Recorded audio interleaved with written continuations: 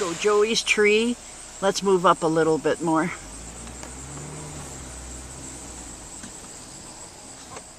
The red delicious tree that the wind split the other day, and this is what's left to it.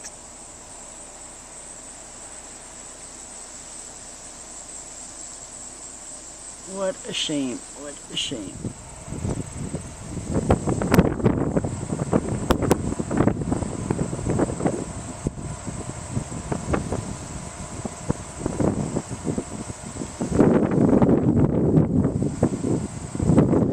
Well, this is what the wind did to my tomato plants the other day.